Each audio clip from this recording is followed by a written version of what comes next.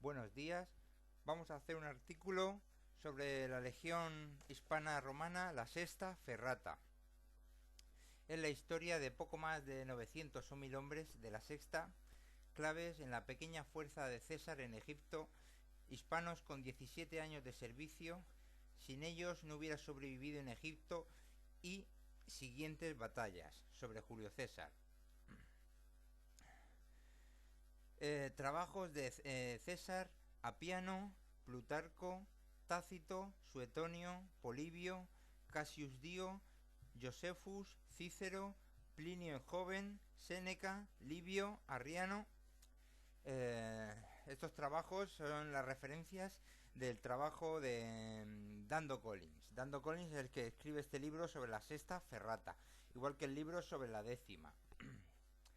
Entonces las legiones pues son como regimientos, las cohortes como batallones, los manípulos como compañías, los centuriones como capitanes, los tribunos como coroneles, los legados como generales, praetores mayores generales, cónsules o procónsules tenientes generales. Y estamos, por ejemplo, en el 48-47 a.C. llega César a Egipto persiguiendo a Pompeyo, ¿no? Pompeyo es asesinado por los romanos y los egipcios. Y van a haber choques en Alejandría, en el Nilo y por Turquía, ¿no? En agosto tenemos la victoria de Farsala, de César contra Pompeyo, con decenas de miles de soldados que tenía en ese momento César, pero ahora en Egipto tiene poco más de 3000 hombres, ¿no? Y unos cientos de caballeros, poco menos de 4000, ¿no? Está rodeado en Alejandría por unos 70.000 tropas egipcias y mercenarios de los egipcios. Y los más de 900 hombres de la Sexta, hispanos curtidos, reclutados en Hispania del Este, según la tuviese en la división en ese momento, 17 años atrás por Pompeyo, ¿no? Y habían derrotado a las tribus celtas de Portugal y de esa zona del oeste de España. Y después también habían estado con César contra la Galia en los y también en los mayores choques de la guerra civil, ¿no? Y se hace una estimación de un tercio de bajas, ¿no? En su gente, los de la Sexta en todos estos años. Que pueden ser, creo que 20, ¿no? En total los 16 más los 4 extra que le hicieron, unos 20 parece, años de experiencia, con un estimado un tercio de bajas.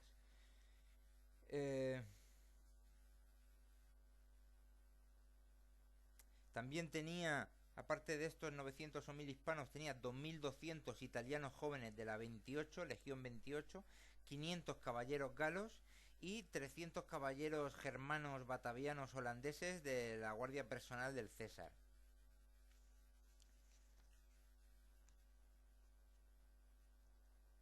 Y bueno, estos 900 o 1000 de la Sexta venían de los 6000 hispanos reclutados para la Sexta en Hispania del Este, más o menos con 20 años de edad, más o menos, ¿no? 10 cohortes por legión de 6000, 10 cohortes de 600 hombres, manípulos de 200 hombres, centurias de 100 hombres, contubernios de 10 hombres, y dentro del contubernio tu pareja que cuida de tu espalda en el combate, de tu testamento, el entierro, etcétera. La mayoría de las legiones hispanas de esta época ya llevaban el emblema del toro. Luego se menciona a Publius Sertorius, Marcus Sertorius, hermanos de la Sexta. Tomaron su nombre de Quintus Sertorius, romano rebelde gobernador de Hispania, y fueron reclutados en la masiva recluta del 65 a.C. por Pompeyo, una masiva recluta de 36.000 hispanos, con la sexta, la cuarta, la quinta, la séptima, la octava y la novena. Y que todas, bueno, más o menos todas o unos reclutamientos de ellas mismas después serían importantes para César. Otros nombres son Lucius Callenus, Quintus Tetarfenus, Gaius Tetarfenus, Lucius Lavicius, Gaius Figilius, Lucius Acilius, Gaius Numisius, Quintus Nonius, ¿no? Son nombres de estos hispanos de la sexta ferrata. En enero del 49 AC, semanas antes de la descarga que les correspondía a los de la séptima, la octava y la novena, la descarga de esta que hizo Pompeyo inicialmente en el 65, pues semanas antes de la descarga César cruzó el Rubicón, ¿no? Iniciando la guerra civil en el 49 AC. La sexta era una de las 5 legiones experimentadas. Estamos hablando ya en el verano. En enero del 49 se cruza el Rubicón y ya estamos en el verano del 49 hace guerra civil, ¿no? La sexta era una de las 5 legiones experimentadas junto con la tercera, la cuarta, la quinta y la Valeria. Eran legiones republicanas, ¿no? Contra los de César en Hispania, y están primero ahí por Lérida, hacia los Pirineos, ¿no? Estas legiones de Pompeyo son cortadas sin provisiones por los del César y se rindieron, ¿no? César a los de esta sexta que estaba con Pompeyo los descargó, ¿no? Igual a los de la cuarta, a los de la quinta también se les descargó, los de la quinta en concreto al oeste de Hispania, y también seguidamente va después César al oeste de Hispania buscando a otras 2 legiones republicanas de Pompeyo que habían por ahí por el oeste, ¿no? Los generales republicanos en esto de Lérida y de los Pirineos, los generales republicanos Petreius, Afranius, los deja César libres con la palabra de abandonar la guerra civil, de no participar más, pero ellos no la cumplen y van a Tarragona, donde había 18 barcos de guerra pesados, ¿no? Y entonces llaman o buscan a 3.500 hombres de la sexta y de la cuarta, de estos que había descargado César, de la zona de la Hispania cercana, de la mitad este, ¿no? Y se van hasta Macedonia, ¿no? Donde estaba Pompeyo. Ya llegan allí en invierno del 49. Y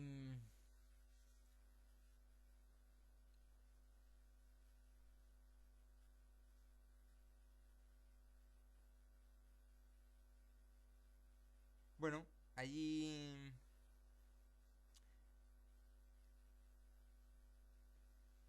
sí, ya están por la zona de Grecia, de Albania y todo esto para la guerra civil que se va a presentar allí, la batalla de Farsala y tal. Y entonces en general de las 9 legiones de César en la zona eran 6 con experiencia, ¿no? Y los de Pompeyo, los de la cuarta y la sexta que habían traído eran los más veteranos y experimentados, ¿no? Los de la primera también de Pompeyo se supone que era la élite de Pompeyo propia, con muchos oficiales cercanos a Pompeyo de todas las familias romanas, pero que habían sido reenlistados 3 años atrás, ¿no? La caballería de Pompeyo 7.000 contra los de la caballería de César 1.000, ¿no? Y entonces van los dos hacia Durres, en Albania, ¿no? Pompeyo con el doble de hombres que César, ¿no? Y sin embargo, Pompeyo se pone ahí cerca de Durres para proteger Durres, donde tenía provisiones. Vienen los de César, rodean a Pompeyo con 15 millas de trincheras y 24 fuertes. Pero en un ataque ahí, me parece que a la zona de la novena y tal, con una masa brutal, rompen el cerco. Entonces, al romperse el cerco, César se retira a Farsala, al este de Grecia, a por trigo, ¿no? Y entonces el orden de batalla en agosto del 49 AC, los dos bandos en las típicas 3 líneas romanas, ¿no? Y pues ahí hay una pelea fuerte, tal. La cuestión es que se queda, se espantan ahí los pompeyanos, los del centro o los de la izquierda pompeyana frente a la décima. Sí, bueno, hay varias cosas aquí de la batalla de Farsala, ya lo vimos en lo de la décima, no nos vamos a extender mucho, aunque estaría bien. La cuestión es que los de la sexta y los de la cuarta se pueden ir retirando, los de la primera de élite pompeyana también se puede ir retirando, evacuando, y sin embargo quedan 2 cohortes de la sexta, que son los que hacen de retaguardia para que se retiren a través del río los otros de la sexta y los otros de la cuarta, Y entonces son dos cortes que son rodeadas por todos los de César, ¿no? Entonces acuerdan ahí que van a pasar a César, al servicio de César y tal. No, la batalla de Farsala tiene más miga interesante, ¿no? Táctica y tal, porque con inferior caballería esconde esta caballería y otra línea más que tenía, las esconde César que no las vean y luego las saca atacando a la masa caballera de Pompeyo, esos 7000 y tal. Luego los echan, tiran para allá, bueno, así. Para la batalla de Farsala ver lo de la décima, ¿no? Bien. Y bueno, pues ya estamos aquí el 9 de agosto, Farsala, los de la sexta se rinden. El coronel Gallius Poliu dice que las bajas de Pompeyo en Farsala fueron 6000. César perdió máximo 1200, 200 de ellos de la caballería. 24.000 soldados de Pompeyo rendidos y prisioneros. Otros 18.000 con gente de la cuarta y de la sexta y de la primera casi intacta escaparon al oeste.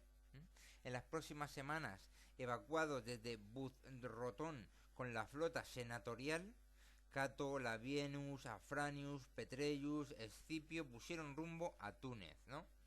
El 11 de agosto César llega a su campamento y ve a la séptima, la octava, la novena y la décima amotinados, ¿no? Son los que le han ganado la batalla, los principales. Les pagaría cuando hubiese terminado la guerra. César en el 61 AC, con la octava, la novena y una nueva levantada por él que sería la décima, hace una campaña en el 61 AC, una campaña contra los lusitanos, tal. En el 58 AC, aprobación del Senado para que la octava, la novena, la décima y la séptima que estaba estacionada en el este de Hispania, para campaña contra la Galia, ¿no? Y la sexta también estuvo en la campaña de la Galia, pero después de lo de Alesia, ¿no? Cuando hubo alguna cosilla por allí. Después ya de lo de Alesia, la sexta también en las Galias. Bueno, lo de la décima, que si era de la zona de la Baética, que si era de, según Dando Collins, según Apiano, que la décima era de varias tribus de por ahí, ¿no? De toda la zona, no solo de la Baética, sino del este, más para arriba, más para abajo.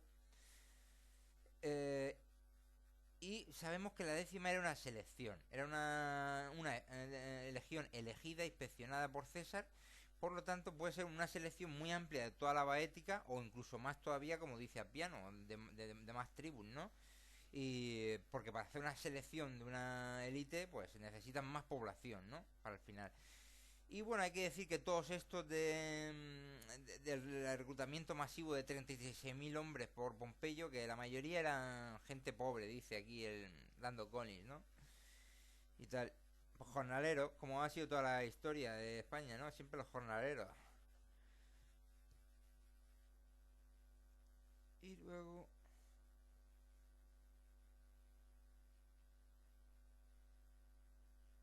Bien. Bueno, pues las legiones en huelga se las mandan a Italia desde Durres y los 900 o 1000 de la sexta pasan a César, ¿no? Tenemos luego la dinastía ptolemaica en Egipto, fundada en el 323 AC por Ptolomeo I, general macedonio de Alejandro el Grande. Y el ejército egipcio en estos momentos tiene, que llega aquí la historia esta, 20.000 hombres y 2.000 caballeros, organizados y entrenados como romanos por oficiales romanos, también de ingeniería y de todo esto. Y el 28 de septiembre Pompeyo llega y es muerto por un oficial romano al servicio de Egipto, ¿no?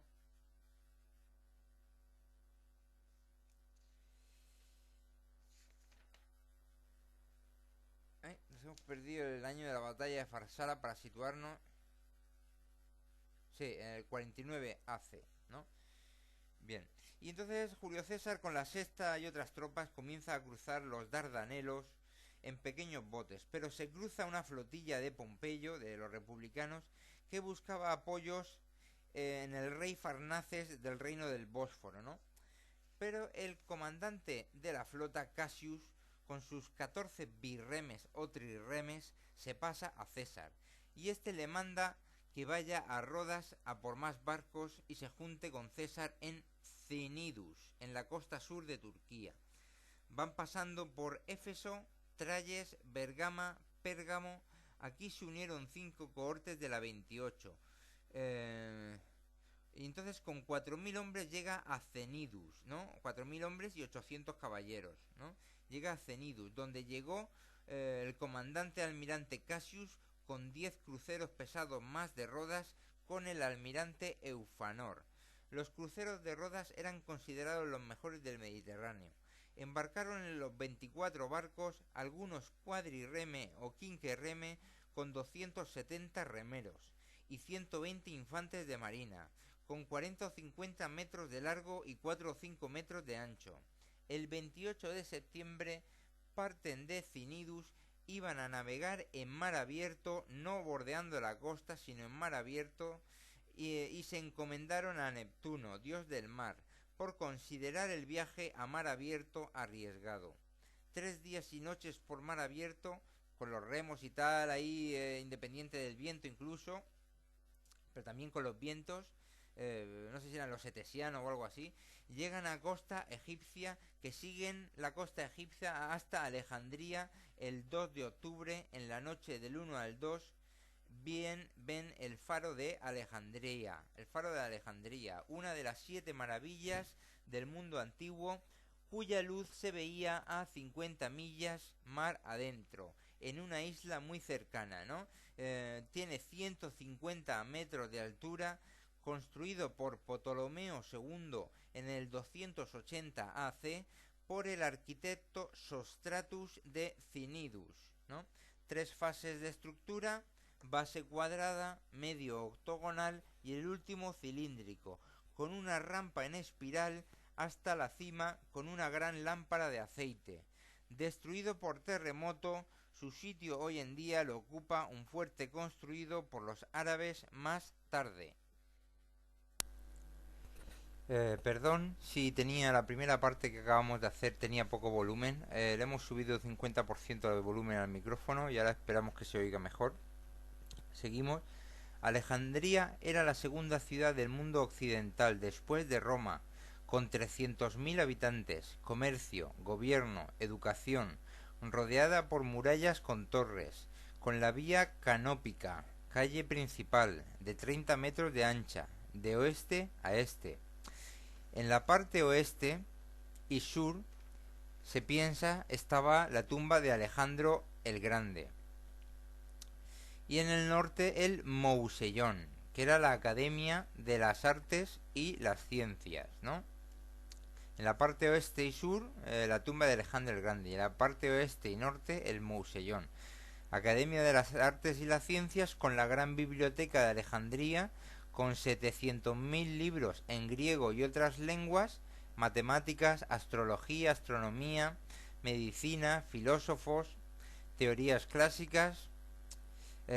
Atraídos por el mecenazgo de la dinastía ptolemaica, pues por ejemplo Arquímedes, Ptolomeo el geógrafo, Plotino, Eratóstenes, calculando ya la circunferencia de la Tierra antes de Cristo, Herófilo, Euclides.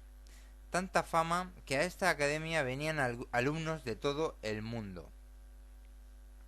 En la parte este de la vía canópica, hacia el norte, el vasto complejo real de palacios, ciudad llena de arquitectura, templos a los dioses egipcios y griegos. Y entonces desembarcaron allí César y los suyos en la gran bahía, ¿no? Se entera de la muerte de Pompeyo, pero en Egipto él tenía que recaudar, César, ¿no? Conducir al orden, y entonces juntó mediante secuestro. Bueno, primero Cleopatra se coló en el palacio de César, escondida, enrollada ahí en un saco de dormir, que la desenrolla ahí el ayudante y aparece, ¿no? Y después secuestró a Cleopatra y a Ptolomeo XIII, ¿no? Que estaban peleados, ¿no? Mandó al almirante Cassius a por refuerzos, pidió a los egipcios 40 millones de sestercios que le debía Ptolomeo XII, pero le dijeron que se fuera, que ya le pagarían, ¿no? Escondieron las riquezas y solo dieron trigo malo o podrido a los legionarios, que se quejaron. Dictó acuerdo y celebró cena para celebrarlo. Dictó acuerdo él, y celebró cena para celebrarlo. El ejército egipcio se movía, ¿no? De la guarnición de Pelusium, la fortaleza de paso obligado para el que venga del este para entrar en Egipto, Pelusium, y ahí pues tenían 20.000 hombres y 2.000 caballeros, ¿no? Con el general Aquilas. Tenía un ejército importante. Sabían que el año anterior el general de César, Curio, había sido vencido rotundamente con las 2 legiones de italianos que llevaba allí en Túnez, o por allí, por el rey Yuba. Y pues mientras el ejército egipcio entraba por la vía canópica, por la puerta este, César reforzó el perímetro de la parte del complejo que ocupaba y mandó a Mithradates de Pérgamo a buscar refuerzos en toda la zona. Mithradates de Pérgamo, pues uno de los hijos de Mithradates el Grande, creo, ¿no? Con los distintos reinos que hay por allí, ¿no? Y entonces Aquilas dividió a su ejército en 2. Uno los mandó a la bahía y a los muelles para bloquearlos, y el otro para ir contra el perímetro defensivo de los romanos. Y entonces ahí habían bastantes cohortes, ¿no? Que rechazaron este asalto al perímetro defensivo. Las cohortes estaban en las calles. Bueno, de los 3.000, los 4.000 que tenía César, ¿no? Con 800 caballeros, que estaban los caballos ahí también metidos en el sitio, en el palacio. Los caballos en el palacio por ahí. Y los 900 o 1.000 hispanos, los 2.200 italianos y los 800 caballeros. También asaltos en los muelles, los primeros rechazados, un segundo que querían entrar en la bahía pequeña donde había 72 barcos de guerra egipcios y romanos. La bahía pequeña es una pequeña bahía al oeste de la gran bahía, conectada con la gran bahía por un canal hecho por el hombre, ¿no? Que es el canal llamado Epstadión, de 7 tramos, ¿no? Con pues, 30, 40, 50 metros cada tramo, creo que era una cosa así. Y con 2 puentes levadizos a cada extremo del canal para permitir el paso de barcos de guerra de una bahía a otra, ¿no? Habían en la pequeña bahía 50 barcos de guerra del tipo de Ceres y cruceros pesados cuadrireme y quinquerreme de los de Pompeyo y Egipto. Ya hemos dicho, con 200 o 300 remeros. Solo remeros, más aparte 100 y pico, 150 infantes de marina. Otros 22 más grandes que fragatas. Y estos barcos estaban controlados sus accesos en muelles por los romanos, ¿no? Y por ahí, pues el segundo asalto fue por ahí y también los pudieron rechazar, ¿no? Ya, pues eso, ya habían peleas en las calles cerca de los muelles y se ordenó quemar los barcos de la bahía pequeña, que es el noroeste de la ciudad. Y como había viento del norte, las llamas se fueron extendiendo de la bahía interior por la costa, por la misma costa, a otros muelles y barcos, y hasta 40 barcos más de guerra se perdieron que estaban en los muelles secos a lo largo de la costa. Y ahí habían almacenes de grano, los talleres y todos los astilleros. El fuego se mete en la calle de Soma, ya en la ciudad. Y de la calle de Soma pasa a la gran biblioteca, ¿no? Algunas autoridades antiguas dicen que la biblioteca entera ardió con 700.000 libros, que se quemó. Otros dicen que se quemaron 100.000. Bueno, este fue el incendio. El incendio fue esto con lo de César. Y en la Gran Bahía, varios buques de guerra romanos desembarcan gente en la isla del Faro, ¿no? Y tomando control ahí del Faro y con su artillería controlan el acceso a la Gran Bahía desde el mar, ¿no? Y entonces los límites defensivos dentro de Alejandría pues son uno de los 5 distritos de Alejandría, ¿no? Es una parte del complejo real que está al sur de la vía canópica, y también el teatro junto a esta zona, ¿no? Entonces está al sur de la vía canópica que va de oeste a este, y en la parte sur, la parte del complejo real que está en la parte sur. Y el teatro también que está pegado aquí. Y los egipcios lo rodean por el oeste, por el norte y por el este, ¿no? Al sur es una zona de marismas y de aguas, ¿no? Y al final da con unas murallas que están controladas por los egipcios. Todos los de la sexta estaban en las calles, ahí en las barricadas. Construyeron un ariete los de la sexta, tiraron otras zonas y utilizaron esa piedra para las barricadas.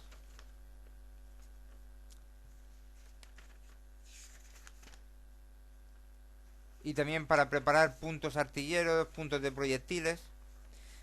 Aquilas ordena reclutar gente por todo Egipto, doblando o triplicando los efectivos que rodean hasta los 50 o 70.000. Y para aprovechar más los huecos, que se abre algún hueco, ¿no? Presiona en todo el perímetro por si se abre algún sitio y por ahí entrar en masa.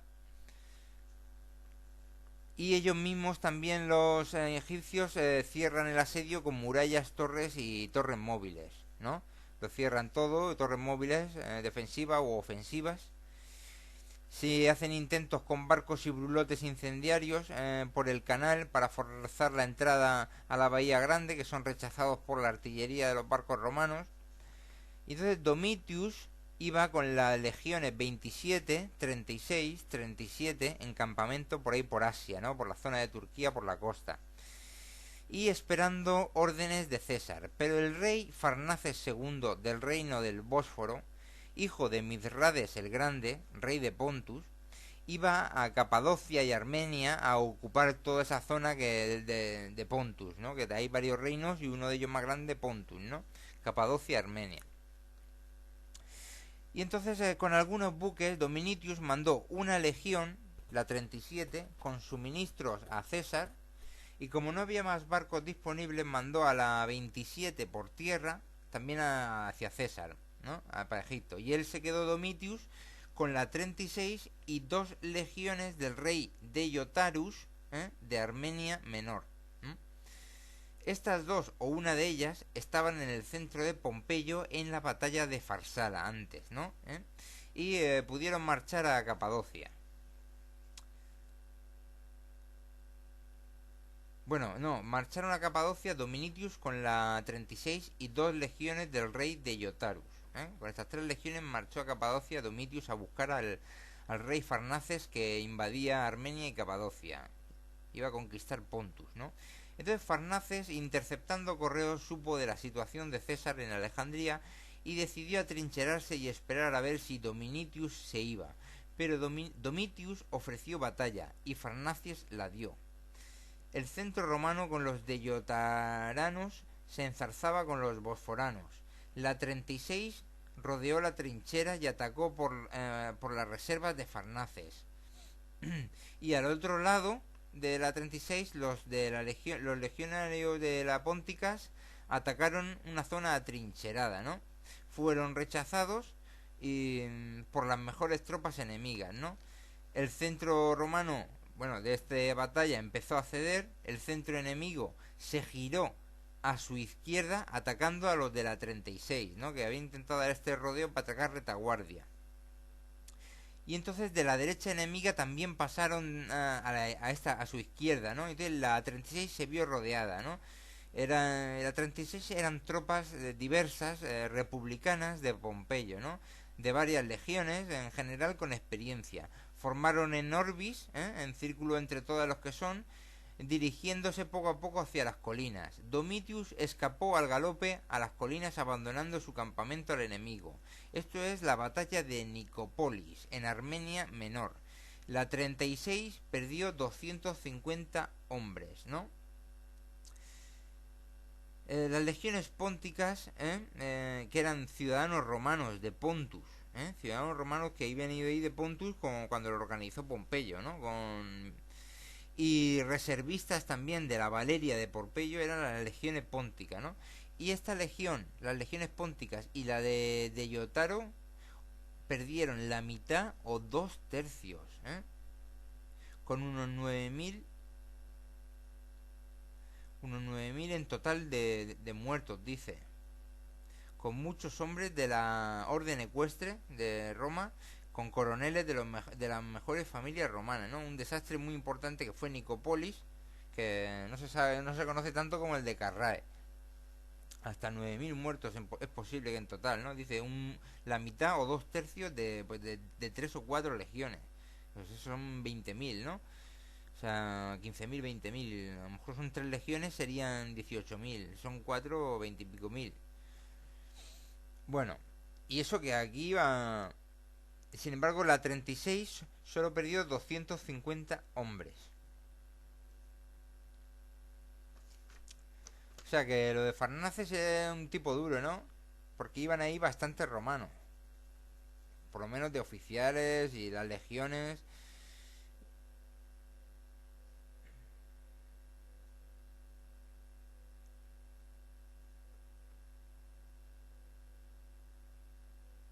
Bueno.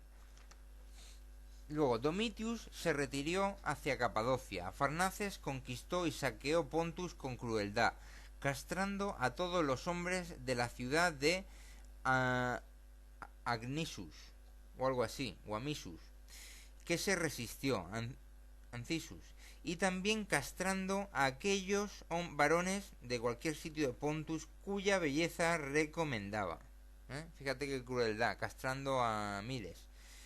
En el asedio los romanos cavaron, en el asedio de Alejandría los romanos cavaron pozos para encontrar agua, pues la de los canales estaba envenenado o la habían salado.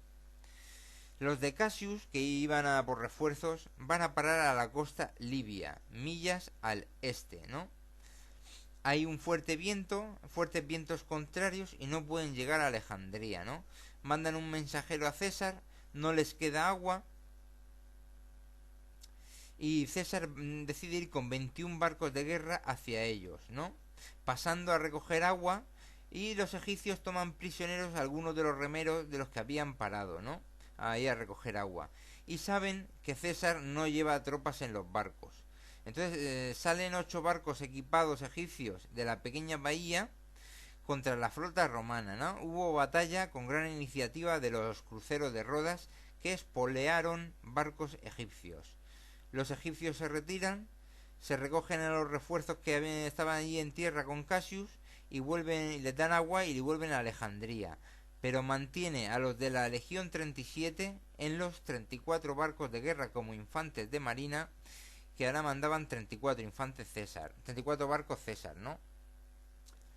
Nuevos ataques con brulotes incendiarios que queman a algunos mercantes de César, que estaban puestos como protección, pero los egipcios llevaban tiempo desde que formando una nueva flota, ¿no?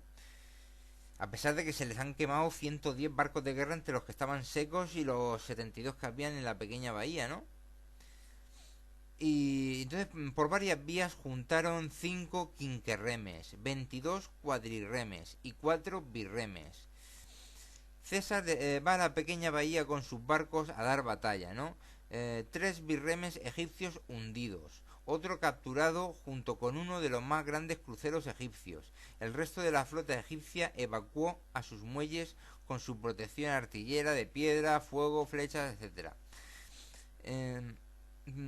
Ya llevamos pues eso, 2 batallas navales. Para seguir operaciones, los romanos controlaban el faro, ¿no? Que estaba en el extremo de la isla, pero no controlaban la isla en su mayoría, ni siquiera el canal, ¿no? Que también colindaba con la isla, ¿no? Y bueno, la isla también tenía un suburbio de población importante, ¿no? Y llevaban ya muchos meses, algunos meses de lucha, ¿no? Se produce un desembarco en la isla por el sur con 4.000 hombres en zona rocosa previamente estudiada. La milicia egipcia hace frente, pero las dos cohortes de la sexta cargan y se espantan la milicia, llegan más egipcios, se lucha casa por casa y los de la sexta van ganando, los egipcios se retiran o quedan prisioneros, 6.000 prisioneros egipcios, saqueo del suburbio, se toma la isla y control sobre parte importante del canal, ¿no? Y entonces con 1.800 que no son de la sexta van a por la parte este del canal que controlan los egipcios, pero los egipcios vienen por la parte oeste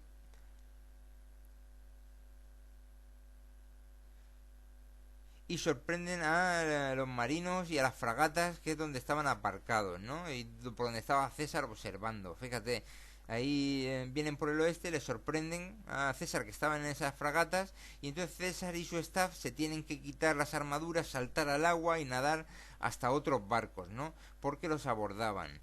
El día pues se termina con 400 legionarios muertos y 450 marinos muertos también, porque se vuelcan varias barcas, ¿no? Los egipcios retomaron todo el canal y los fuertes, ¿no? Abrieron su navegación, recuperaron la mayor parte de la isla menos el faro y la zona este, y liberaron a los 6.000 prisioneros en esta operación, ¿no? Estamos en el 47 AC, 707 años desde la fundación de Roma. Los 5.500 que han venido de refuerzo no han mejorado la situación. Se perdió la isla del Faro, que no el Faro. Con menos de 10.000 contra unos 80.000 egipcios, César esperaba llegada de más refuerzos. La 27, que iba a pie, los de Domitius, que habían sido derrotados, y otros aliados de César o Roma, ¿no? Que se van intentando llamar por la zona. Los egipcios pidieron a César le enviase a Ptolomeo y que podría negociar mejor la paz, ¿no? Ptolomeo dice que no quería irse, pero le mandaron para allá. Ptolomeo se unió a los egipcios, de nuevo reactivando la lucha contra los romanos. Los egipcios mueven su flota a 20 kilómetros al este, y por la delta del Nilo, ahí que es bastante grande. Allí va la flota romana y Eufranor, el de Rodas, ataca por su propia iniciativa sin esperar órdenes ni nada de los egipcios, de los romanos. Los romanos no le siguen.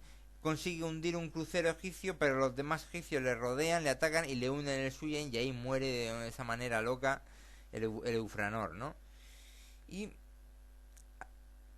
es que en las dos batallas navales que había habido anterior, Eufranor había hecho lo mismo, ir para allá, y al final le habían seguido, ¿no? Porque estaba César, pero en este caso no le siguieron. Y me parece que no iba César en la flota, iba otro, mandando la flota. Entonces, pues nada, va hasta Ascalón, en la costa de Palestina. Había llegado Mizrades de Pérgamo, ¿no? Con la Legión 27. Mizrades de Pérgamo con la Legión 27 en ayuda de César. Iban a pie y llegaron hasta Ascalón, en la costa de Palestina, ¿no? Y esperando más tropas de los nabateos y de otros, el líder judío de Ascalón era Antípater, con un hijo de 14 años, Herodes, que sería Herodes el Grande, ¿no? Entonces Antípater ayudó con hombres, armas y grano, por ejemplo 3.000 judíos y también judíos de otros sitios. Marcharon a Pelasium, en la entrada de Egipto desde el este, fortificado, y con los 10.000, 12.000 que iban, rodearon Pelasium con trincheras. Fueron con arietes contra la muralla, se hizo una primera brecha y se tomó Pelasium, ¿no? Ahí con Antípater ahí luchando en la muralla. Se les unen más judíos de Onias y de Memphis en Egipto. Mizrades y Antípater avanzan desde Memphis hacia Alejandría, eso subiendo, con el río a su izquierda, ¿no? Y estamos a finales de marzo. Los egipcios mandan a un ejército cuyas avanzadas son derrotadas. Los egipcios hacen campamento frente al campamento romano judío.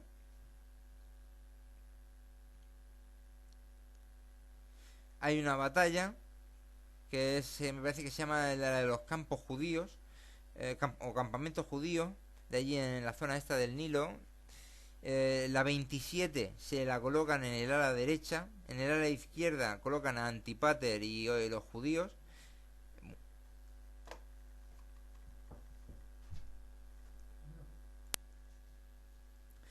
Seguimos con la batalla de los campos de los judíos. La Legión 27 en el ala derecha. En el ala izquierda, Antípater y los judíos, unos 5.000 o 6.000 hombres. La caballería dividida en ambas alas. Se producen cargas simultáneas de uno contra otro. En la izquierda se van imponiendo los judíos, pero en la derecha se van imponiendo los egipcios a la legión que va con Mizradates, ¿no? De Pérgamo. o de Bérgamo será, de Pérgamo, sí. Los judíos vienen a ayudar, los judíos que estaban en el otro lado. Mithradate dijo que Antípater le salvó la vida ese día. De aquí los judíos se tiraron al campamento egipcio. La 27 perdió 800 muertos, los judíos 50 o 80 muertos. Los egipcios se retraen y reagrupan y forman un nuevo campamento en la ruta de Mitrarates hacia Alejandría.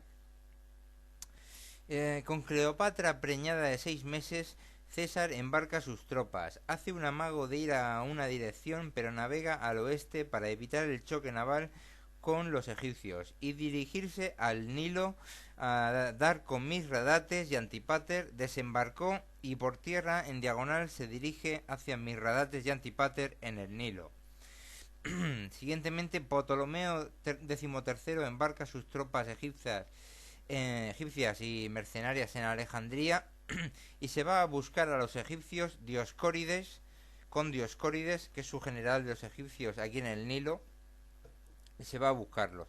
El 25 de marzo ambos refuerzos llegan a sus campamentos, separados el egipcio al norte del romano unas 10 o 12 millas, ¿no? Campamentos en el Nilo. Llega Hircanus, el judío de Jerusalén, con 1500 hombres más. Los egipcios construyen un nuevo campamento grande en un sitio ideal junto a una pequeña ciudad y un promontorio, que los unen ahí por una zona amurallada y atrincherada. Ahora César va hacia el norte con unos 20.000 hombres. Intentan cruzar un río, afluente del Nilo. Construyen un puente, pero las avanzadas egipcias no les dejan. Manda a la caballería de César, a los batavianos holandeses germanos, que son 300 y tal, y que saben cruzar a nado con sus caballos los ríos y con todo el equipo, ¿no? A nado con los caballos, y eso lo mantendrá mucho tiempo. Y se mantendrá mucho tiempo dentro del Imperio Romano, y atacan por detrás a las avanzadas egipcias y consiguen cruzar más gente el puente, y entre los dos aniquilan a la avanzada egipcia. El campamento está a 7 millas. En 2 horas llegan al campamento egipcio. Son 40.000 egipcios y César hace un nuevo campamento. Por la noche se preparan escalas, puentes para pasar sobre las trincheras, munición para atacar por la mañana del 27. El primer ataque a un extremo del dispositivo egipcio, la villa, sobre ella cae toda la fuerza y se toma rápido. Se continúa el avance hacia el campamento por las dos zonas más accesibles, una apoyada defensivamente por los barcos egipcios en el Nilo con artillería. Es difícil, pero otra zona del campamento ha quedado más desguardada. Carfulenus y hombres selectos de la sexta probablemente con escalas suben y por esta zona y empieza la lucha por dentro de las murallas y también por los dos accesos. Cogen otro sitio nuevo, superando trincheras con los puentes y las escalas, y Carfulenus y los suyos van eliminando todo a su paso por ahí dentro, por donde vas entrando. Ahora dice que mataron a muchos. Ahora los judíos atacan con Hircanus, Antípater, etcétera. Los egipcios ceden, escapan o sucumben o quedan prisioneros, o se ahogan en el río. Los barcos sobrecargados voltean y se ahogan o se los comen los cocodrilos. Después de esta victoria, César se dirige a Alejandría. Esto ha sido la victoria de la batalla del Nilo, ¿no?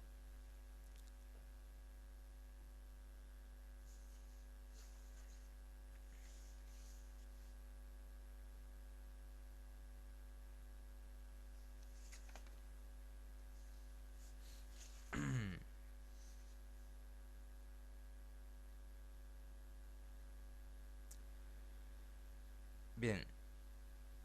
Después de esta victoria del Nilo, César se dirige a Alejandría, donde las tropas egipcias se rinden y abren las puertas. Pone de reina a Cleopatra y a su hermano menor, Ptolomeo XIV, y un par de semanas de vacaciones por cruceros en el Nilo con Cleopatra. Sosígenes le explica a César cómo funciona el calendario egipcio de 365 días y 12 meses. Ahora sabían que en África se estaban formando, juntando legiones republicanas de Pompeyo familiares, y la invasión de Farnaces en Pontus, donde vencieron en Nicópolis, también está pendiente, ¿no? César dejaba en Egipto a la 27, a la 28 y a la 37, y en otoño del 47 AC partió por tierra por Siria, con los judíos y otros aliados, con sus 800 caballeros y los de la sexta. En Roma, la octava, la novena y la décima empiezan a saquear Roma. Metieron a la séptima en Roma para parar los saqueos. Se van a la Campania, al sur de Roma, a saquear por allí, pero Marco Antonio les convence para volver al campo de Marte, a las afueras de Roma. En mayo o junio del 46 AC, por Siria, organizando cosas César, puso a Antipater como procurador de Judea, y puso a su hijo Fasaelus gobernador de Jerusalén, y a Herodes, de 15 años, gobernador de Galilea. Los judíos de Alejandría dejan de ser peores ciudadanos, como de cuarta o de tercera clase, y ahora toman plenos poderes ahí en Alejandría y por Egipto, los judíos. Luego, César, desde Siria navegaron a Tarsus en Cilicia. Se mandó a los restos de la batalla de Nicópolis, que eran la 36, y restos de la Legio Póntica, enlazar con César y sus 2000 hombres en Pontus.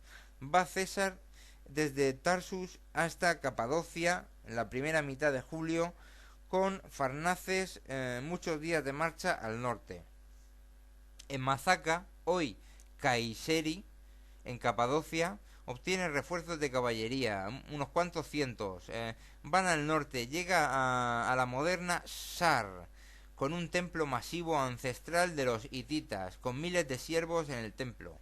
También obtiene tropa de Deyotarus, del centro-este de Turquía. Los restos de Nicópolis, como una legión deyotariana, ¿no? Restos de Nicópolis, son los refuerzos que obtiene. César también cogió esclavos de Capadocia para ir consigo, para hacer pensar a Farnaces que llevaba más tropas.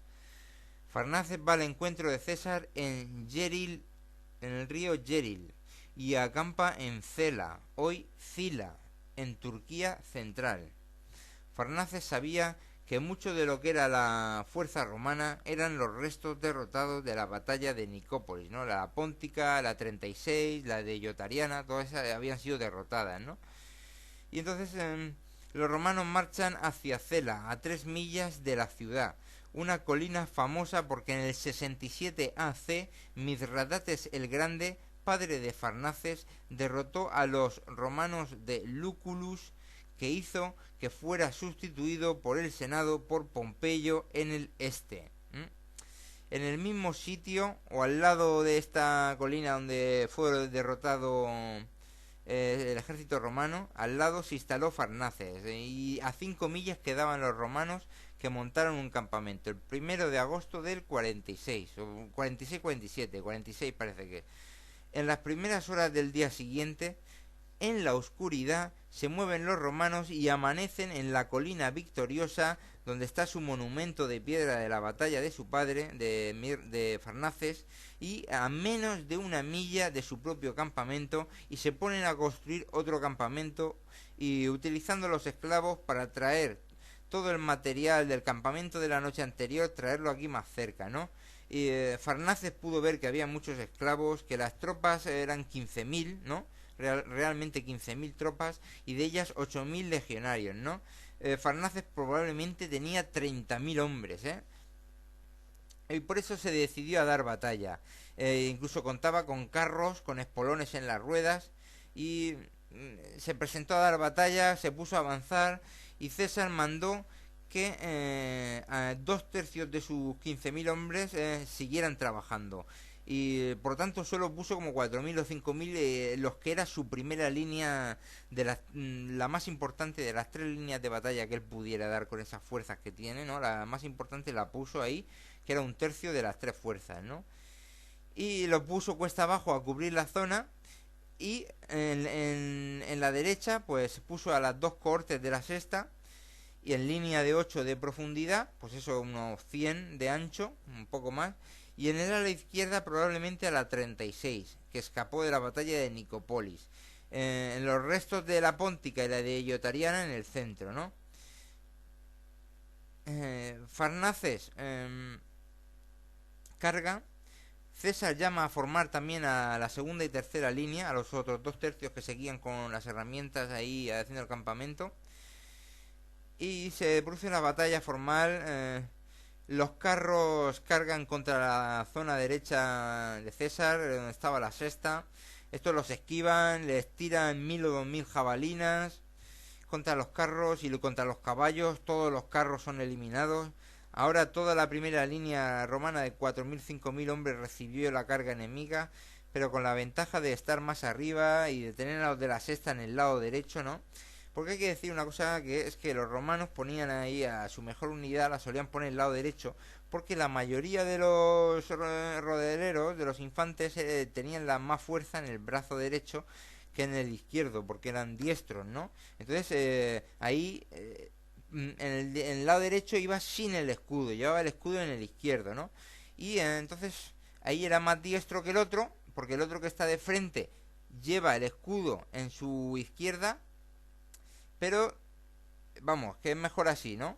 El otro que está de frente tiene que pegar por dentro, que se puede estorbar o lo que sea. Mientras que tú que estás de frente pegas por la derecha y quizás se ve más libre, ¿no? Era por el tema este de los diestros, ¿no? De que había más diestros que zurdos. Igual que por ejemplo con los tenistas, ¿no? Entonces los de la sexta empiezan a empujar, a pinchar, el enemigo empieza a ceder en su zona izquierda y empiezan a escapar de aquí. En el centro y en el ala derecha enemiga estaban ahí inmóviles, bloqueados unos contra otros, y viendo lo de la ala derecha romana también empiezan a retirarse en el centro y en la izquierda. La sexta arrasa el campamento. Farnaces escapó, pero luego tiempo más tarde, fue derrotado por Asander, que era otro de la zona, y ejecutado. Dice Hirtius de la batalla de Cela que fue una fácil victoria en circunstancias extraordinarias. Claro, será porque estaban en inferioridad de condiciones, porque lo único que había aquí,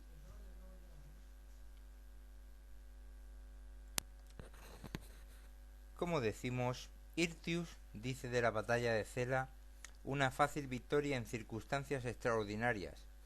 Añadió que César conoció muchas batallas, pero que en ninguna se sintió en tanto peligro como al comienzo de esta batalla, ¿no? La de Beni Vidi Vinci.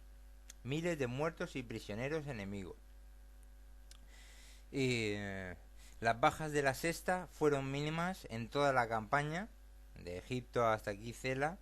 Sin embargo, la 37 sí tuvo bajas en el Epstadión, en Alejandría, la 27 en los campos judíos, la 36 hipóntica en Nicópolis. César ordenó otro monumento en la colina, en la misma colina junto al monumento que levantó hace 20 años, Mithridates el Grande, pues otro monumento sin tirar ese, para conmemorar esta victoria. Vuelve a Roma. César había estado fuera 1 año y medio, desde que salió, supongo, yendo primero para España, luego para Grecia y Albania, luego para Egipto, ahora para Turquía, y ahora vuelve a Roma, ¿no? Y en 1 año y medio había vencido a Pompeyo el Grande, conquistado Egipto, liberado Roma del Este, y gracias gran parte a la sexta, ¿no? A partir de Egipto. Pero los republicanos habían juntado 14 legiones en África, en Túnez, con Metellus Escipio, cuñado de Pompeyo, 10 legiones romanas y 4 del rey Yuba, nativas de Numidia, imbatidas, y estas habían derrotado ampliamente 2 legiones romanas de Curio, de parte de César, ¿no? 2 años antes, que vinieron de Sicilia, pasaron a Túnez.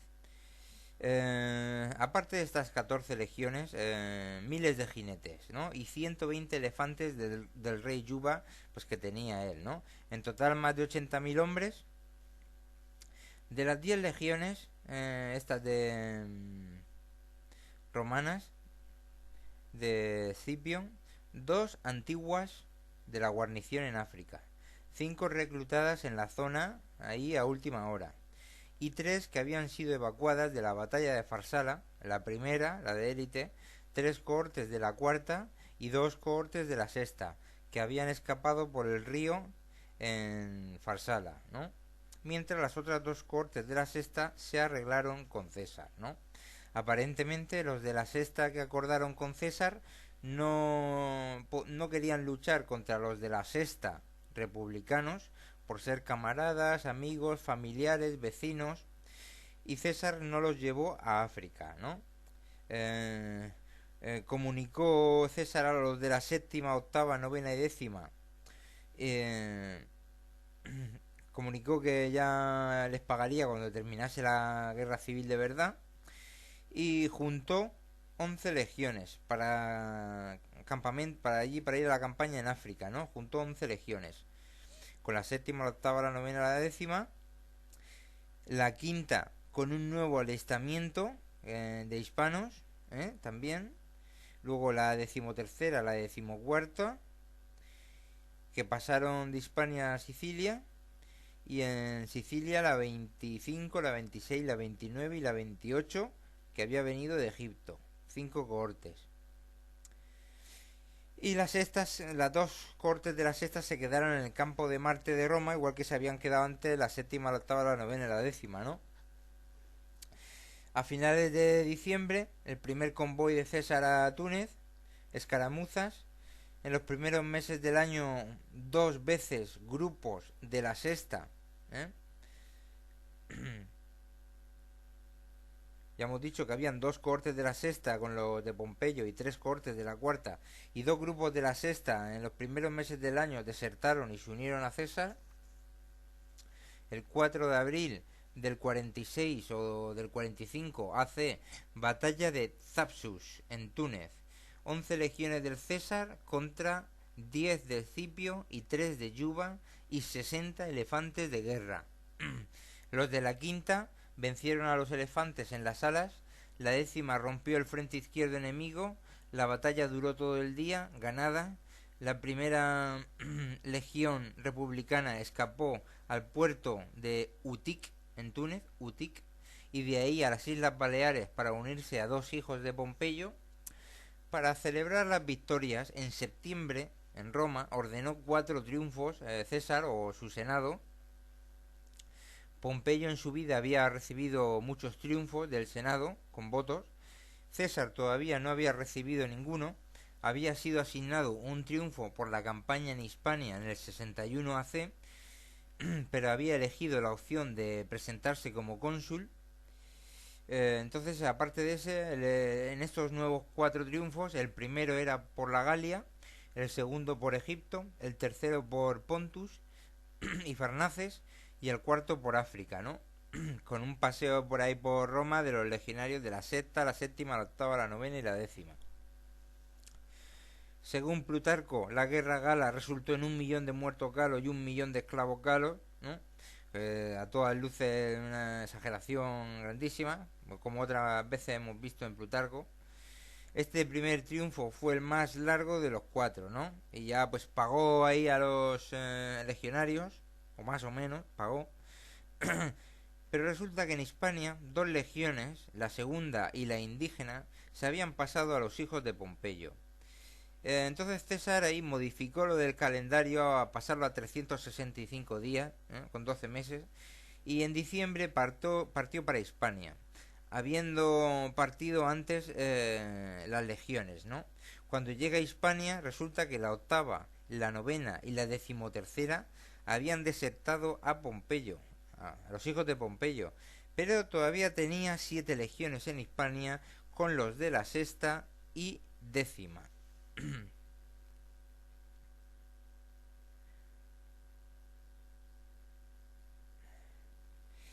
Que demostrablemente sus 2 mejores unidades en sus grandes batallas, los de la sexta y los de la décima, ¿no?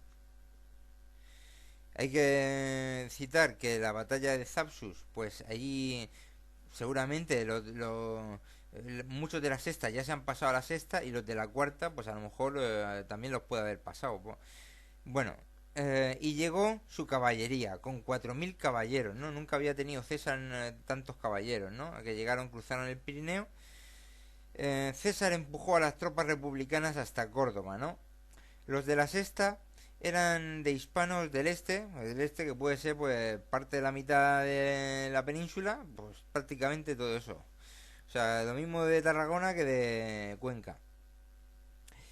Eh, los de la octava y la novena de hispanos eran del oeste de Hispania, los de la octava y la novena, los de la sexta del este. Durante semanas escaramuzas a lo largo del valle del río Salum, hasta que llegan los de la sexta. Ten en cuenta que la octava y la novena estaban en el bando de los de hermanos hijos de Pompeyo, ¿no? Hasta que llegan los de la sexta y empujan a los republicanos hasta Córdoba, ¿no? Que dice tal, que todos sabían quiénes eran. Luego, un ataque pompeyano contra una construcción de trincheras de la sexta también es rechazado. El 17 de abril del 43, no, del 45, será, hace la batalla de Munda. César con 7 legiones, republicanos con 13, la mayoría reclutas verdes, la décima a la derecha de César, la quinta a la izquierda, los de la sexta en el centro con otras 4 legiones, 30.000 de César contra 50.000 o 70.000 de republicanos. César dijo que nunca estuvo tan cerca la derrota como en esta batalla final. Hombre, claro que lo dijo porque estaba luchando contra hispanos, ¿no? Entonces ahí pues era más duro y tal, ¿no? Duraban más y aunque fueran los de la octava, los de la novena, también los de la decimotercera, que no eran hispanos me parece, otras más que habrían por ahí y un montón de hispanos que aunque fueran reclutas verdes, pues por eso se ve que la batalla duró un montón de tiempo y por eso dijo, nunca me costó tanto en una batalla, después de haber tenido tantas como ha tenido, ¿no? Y luego tenemos, finalmente se ganó, muchos prisioneros y escapados. La primera, la de élite de Pompeyo, se rindió, aunque otros dicen que fue aniquilada. La sexta ya se ganó el título más o menos de Ferrata, ¿no? Por eso ha sido conocida después. A partir de todo esto ya al final le pusieron de Ferrata como de hierro, ¿no? 4 años pasados de su descarga oficial, fueron descargados al final, ¿no? O sea, unos 20 años. Les dieron una colonia en el sur de Francia, en Arles, en la Provence, zona de los Ligures, muy amplia y fértil, con el río Ródano, ¿no? Pero lo más considerado, lo más fértil de todo el Imperio Romano era esa zona. Tenía un puerto fluvial, tráfico fluvial por el Ródano. Pocos años después se construyó el famoso Teatro Romano de Arles, en uso hoy en día, ¿no? Pero bueno, ahí los mandaron a estar allí o parcialmente, ¿no? O cobrar rentas, tal. Se celebró otro triunfo en Roma por César y su conquista su victoria en Hispania frente a hispanos, y también había africanos vencidos en Munda, ¿no? Bueno, también hay que decir aquí y tal que César, como muchos nobles romanos, se consideraba descendiente de soldados troyanos que habían escapado a Italia antes de la caída de Troya.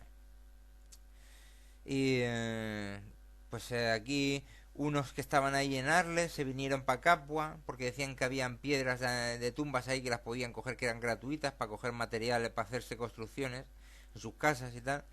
Y eran de la sexta y de la décima, ¿no? Veteranos y tal. Y se pusieron a excavar allí y descubrieron una tumba de un Capi, ¿no? Que era un griego que había fundado Capua un montón de siglos antes, ¿no?